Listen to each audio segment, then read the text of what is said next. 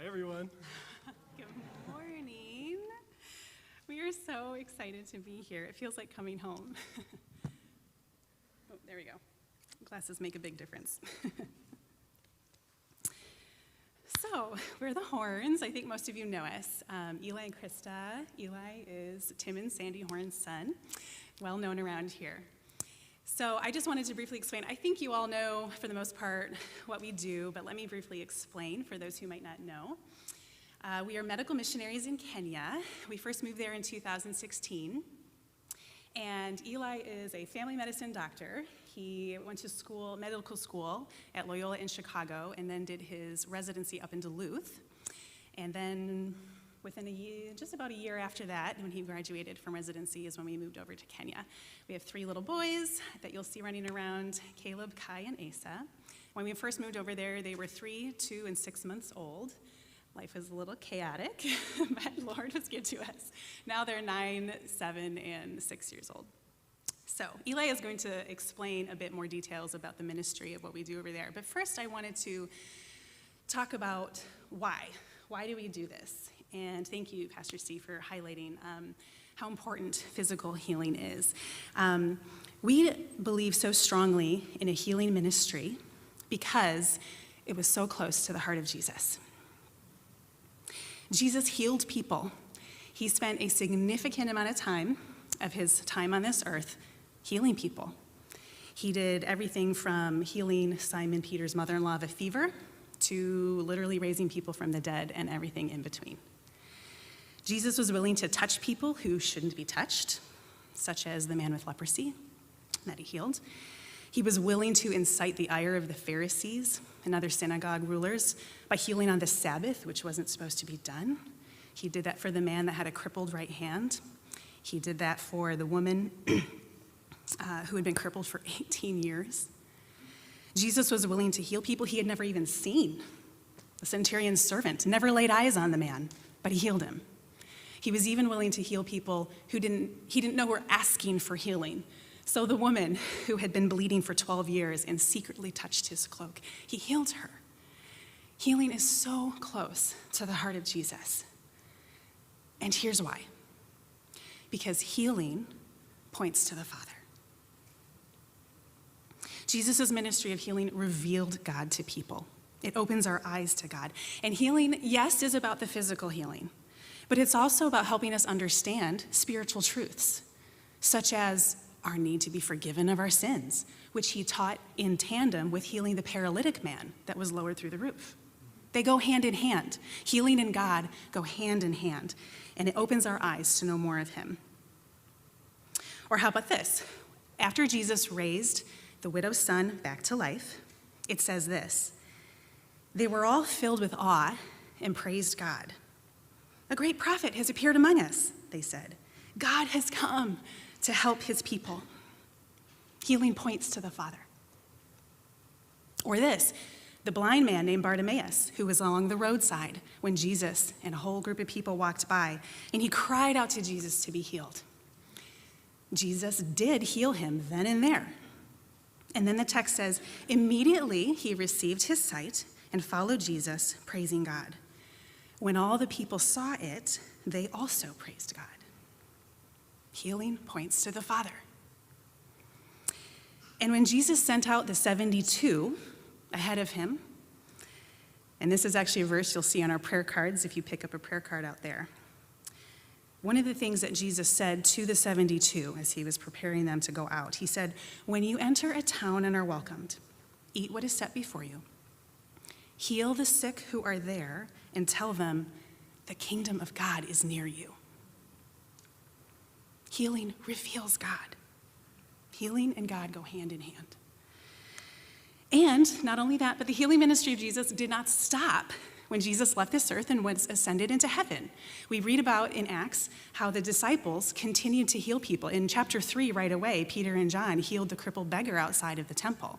And then in chapter 5, it tells us that the apostles performed many miraculous signs and wonders among the people. People brought the sick into the streets and laid them on beds and mats so that at least Peter's shadow might fall on some of them as he passed by.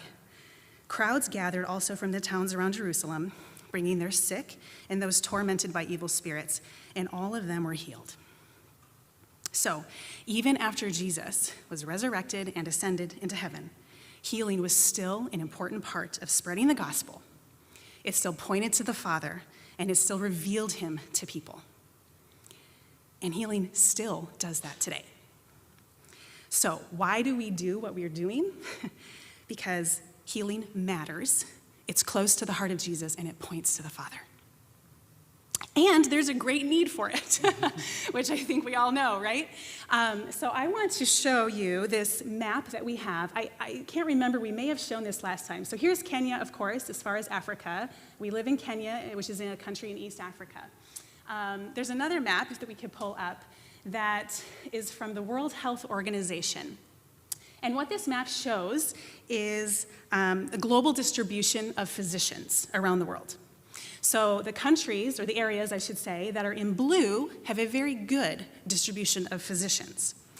And the areas in red, particularly in dark red, have less than one doctor per 10,000 people.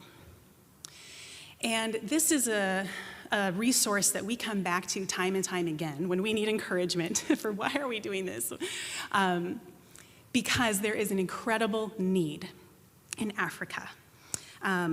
We wanted to see where we could go, where there was an obvious need, and where there were great opportunities for impact. And the Lord showed us Africa.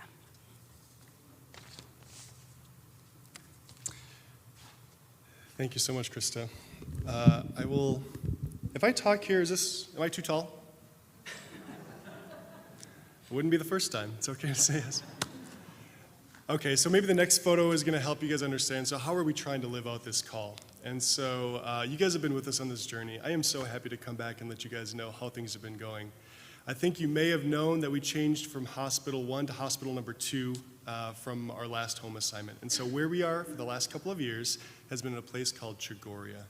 This is Chogoria Hospital. Those are our boys sitting in front of it. It is just on the eastern slopes of Mount Kenya. We ended up there doing so many of the things that we can talk more about maybe in the Q&A time, but I think the thing that's closest to our heartbeat is the Family Medicine Residency program. That's a chance to train, not only to see the patients that wouldn't be seen, to encourage the communities that wouldn't have that otherwise, but also train others to do the same. And so there's a Family Medicine Residency program that I get to be the coordinator of at Chogoria Mission Hospital. For the rest of the service, I kind of want to focus on the residents because I am so excited about these young men and women and what is happening there. And so just to give you a fuller picture of it, it's a 4-year program where residents or doctors that have been out, that have been practicing in their home communities and have identified that there's not enough resources, not enough information, not enough training to provide the care in their home communities, and they want to do better for their communities. They want to come get some of that training, develop as leaders so they can go back home to their communities and try to treat people that wouldn't be treated otherwise, help their hospitals or their clinics or all of their other health system organizations to help them do better for their communities. And for that reason, we have residents from all over East Africa. We have Uganda, of course we have Kenyan residents, we have Ugandan residents, we have Congolese residents, we have a lot of Burundian residents that are coming, and some of these countries are just some of the poorest economies on the continent, and that's why they're coming to Kenya for school, because that's where they can find a way to train to bring that information, that skill set back home. So this next picture of the residents is I think one we can leave up for a little bit. This is the resident class at Chogoria when we first arrived a couple of years ago.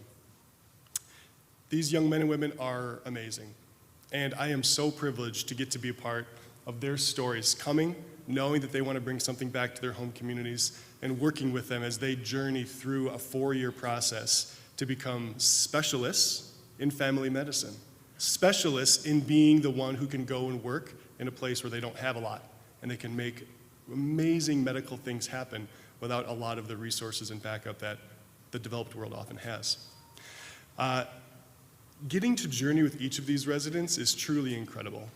And they don't always come to us as finished products. They are each amazing stars when they sit down with me for an interview, and I am always so touched to hear their stories of why they want to do this. None of them are going to make more money because they came and became family medicine docs. Most of them are going back to places that can barely pay them. So they're all coming because they want to make a difference. They oftentimes come with some gaps. It's just not easy to get through a Burundian medical school without having a professor's strike or some other type of a hospital shutdown that just stole precious education time. And so very often what happens is we get our residents and we find that there are some gaps in language, gaps in medical skill set that we need to kind of help close over that 4 years. I'll tell you one story in particular who demonstrates this in a very profound way for me. It's Alita. She's the one gal. We've got more ladies now, but at the time when we arrived, it was just Alita. Alita came to us from Burundi. She could barely make it through the application process because her English just needed a little bit more time coming from a French-speaking country. But she fought through. The faculty talked about it. We thought, she's so compelling of a case. She really does have a heart for service. I think we need to give her a chance. And it became pretty obvious after the first clinical rotations started in her first year that there was too many things stacked against her. It turns out that not only was language an issue, her internship experience, where you get your first clinical experience after medical school, had never happened. And she was working in a lab. And so she had quite a far ways to go clinically before she could be the leader that she was training to be. And so we adjusted. We extended her first year into 2 years and gave her basically that extra intern experience that she needed. And she was so diligent throughout this process, working with all of us as faculty, working with her teachers to how to close those gaps, how to improve, how to become the teacher of her own interns. And I remember one morning in one of my shared group texts, I was walking down to the hospital and I saw one of the interns who'd been on call last night say, 90 seconds, woohoo, go Alita. And I didn't know what that meant, but I went down to rounds and I saw the intern and I was like, hey, what's the text about? What's the hoo-hoo? And she goes, oh, Alita was amazing last night. I don't think she even took 90 seconds. It was so fast. I still don't know what you're talking about. And so Alita came in and explained last night a mom had come in to the ER. And she had come in because she wasn't feeling her baby move. She was 9 months pregnant, and she was quite concerned. And within a quick evaluation, it became obvious that the baby was not doing well. Recognizing that this was a life-threatening emergency, Alita said, prepare the OR, we're bringing her back. And within 90 seconds of her hitting the OR table, she had the baby out. Right. Like, sorry. She couldn't pass an internship when she showed up, right? And so, I'm sorry for this, but I get so excited knowing that she is joining her husband, who's also finishing training, and will be returning to a country that couldn't provide her an internship.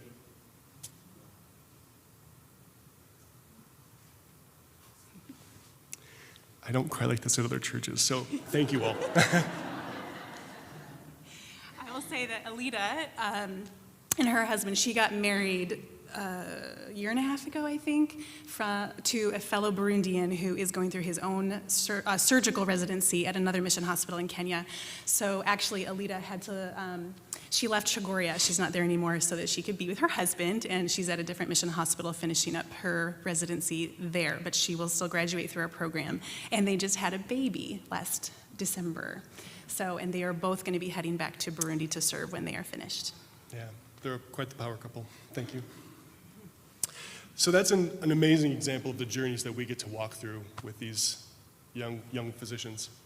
And it's not just physical skills that they're developing. It's not just these clinical skill sets like delivering babies and saving lives that way. It's also a chance for discipleship. And that was one of the things that really early on helped us realize how powerful a residency program could be as a ministry model, because there are huge gaps culturally between how we view of death, how we view of what family should look like, how we view of even what medicine should look like.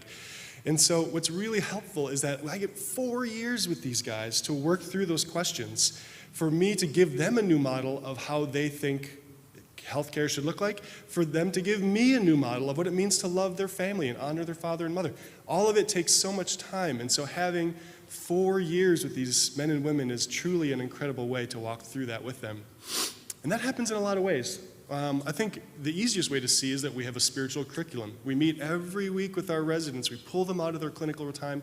We sit together as a departmental family, and it starts with an hour of spiritual curriculum, and that's for 4 years that we go through that with them. It's an amazing set of readings. It's an amazing set of debriefs. We learn about how to handle things like when that baby died and you just didn't know what to do overnight, where to put that in your heart. I mean, some of that stuff needs to be talked about, and we get to do that in a very formal way. Not only that, there's something really profound that happens when you're just working alongside each other and living alongside each other and worshiping alongside each other. And so what's really a great joy of ours at Chigoria is that we get to do all of those things in our community. Alita's our neighbor, or was our neighbor. Every one of these people was our neighbor, that we did Bible study with on Monday nights, and we did game night with on Friday nights. We get to do all of these things. When we go through grief as a community, we do it with our residents, and they get to see that modeled personally as well as professionally, working on the wards together. So it's truly an amazing learning environment for all of us as we go through these years together. So I'm just so proud of being a part of the journey of these residents. I think the next photo is something that I'm so happy to tell you about, which is you have been with us from the beginning. You guys have been supporting us as we trained, as we left, and as we got to even a new hospital. And I cannot tell you how excited I am to say it has all started to bear fruit, because now this 4-year program has started graduating residents. So this picture is the first graduating class of our residency. It has a couple people from a few different mission hospitals, the first hospital we were at, the hospital we were at most recently. This class of people, and then the subsequent class that's also graduated, are now living out the calling and the dream of this whole program. So I'm so proud of these guys. If I could go from left to right, Terrer is this amazing man of God. He came to our program as a 40-something-year-old guy. He knew what he wanted to do and what he wanted to offer, and it was worth his time, even in his middle years. And he is now the newly hired CEO of a mission hospital 45 minutes away from where he was training. This guy is going to be changing the face of healthcare in West Kenya and doing it at the highest level of leadership. That's within a year and a half of graduating our program. David is doing my job at another hospital. He's a program coordinator for our residency. I get to work with him all the time as he's training the next set of residents to come through. Faith is an amazing, dynamic woman who is the COVID response lead for the biggest mission hospital in Kenya. She graduated within a few months is when COVID came out, and Faith has been the one to respond, and she's been getting interviewed for newspapers. She's been doing all of the things representing the face of COVID response in Kenyan mission hospitals, which is really impressive. Boaz, I'm going to tell you a little bit more in a second, and finally we have Elijah, who's also running another hospital in a near area. So these guys are amazing, and they're producing the things that we wanted them to do. And if I could take a little bit more time with Boaz, the next photo is Boaz he and his wife, Africa, are hanging out with us after Bible study. So Boaz and Africa are one of our Chigoria grads. His wife's name is Africa. He calls her his continent, which I couldn't get away with. I don't know if I would recommend anyone try, but maybe it speaks to Boaz and how charismatic he is that it works. He is just a bundle of joy, always friendly, very bubbly, and truly engaging. People just are drawn to his magnetic personality. Maybe one more aside. So Boaz, I love this man. So we were busy in clinic one day, and at our hospital, there's no appointment time. So if you want to come see the doctor, you just come, and then you sit in the waiting room until the doctor sees you. And it was a long day, and the crowd was getting large, and the waiting room was getting full, and it was a little warm, and everyone was getting a little grumbly. And Boaz could feel that, and the nurses were kind of giving him a little bit of push, like, hey man, and there's a lot of people, we got to move fast. And so Boaz steps out of his clinician's room into the waiting room, and he says, "You all came to see the doctor. You have now seen the doctor. If you want the doctor to listen to you, you must be patient." And of course, it just broke the tension. Everyone was laughing, and the rest of the day went so smoothly. And it just demonstrates, I just love the story. It demonstrates his leadership. He's really fun and charismatic. What's so exciting about Boaz in Africa is this is a dynamic couple. Africa joined us halfway through his program. She moved from Burundi to, Boaz is from Burundi. Burundi, if you don't know, is one of the poorest countries in the planet, not because they don't have amazing resources, because they've gone through a lot of political upheaval, a lot of the genocides of the 90s, all that stuff has been crippling for their economy. Alita was also from Burundi. You can see the breakdown of some of those university educational structures. Boaz is really committed to going back and serving Burundi. He went back home in the middle of the program, got married to Africa. She came back not speaking any English, not speaking any Swahili. By the end of the 2 years, she was leading worship at our church. They were dynamic leaders in the English service that the residents started at our church. And she was actually a deacon. For this Kipsigis church in Kenya, she was elected as a deacon. I'm sorry, Kimero. I'm so sorry, Kimero. They're just a dynamic power couple, and they're committed to going back to Burundi. The problem, of course, is they don't know how to go back to Burundi. There's no real job postings. He could work maybe in the capital as a professor at one of the med schools. That's probably possible, but that's not really their vision for service. They want to go back to rural Burundi where there isn't anyone helping the people there. Talking through these things with him, some of the other missionaries, he goes, you know, what we want to do is pretty similar to what you guys are doing. How do you do it? And we talked about how that works, sending agencies, all the rest. And this man with vision and passion, pursuing it together as a community, I am so proud to say they're some of the newest members of our sending organization going from Burundi to Burundi, raising funds to do it as missionary docs, doing it with all of the commitments that it takes to raise funds and do all those things, not waiting for some magical job opportunity to arrive in Burundi, but preparing the way to live out the call and the dream of going back to rural Burundi to live. I am so proud of them, not only for their leadership in our organization, helping lead the way there, and the change that it comes being an African leader in a US-based organization, but also fighting for this vision. And so our friends, Africa and Boaz, are just a perfect culmination in many ways of the reason why we are doing this training program. I think we'll stop here for now. There's a lot more to medical missions, and we can talk more about it in the Q&A that's going to follow after the service. So I'll pause on that one, and maybe I'll just say a prayer for now, and then we can continue conversations, other questions you guys have after the service. So maybe if you guys are okay, we'll just bow our heads and pray for... Unless we go on and on and on. Yeah, unless we go on. Heavenly Father, we thank you so, so, so much for the gift and the glory that is being done with the work through the CABRAC program in Kenya, through the gift of your Spirit training your people that you've called towards service for your people all across the region.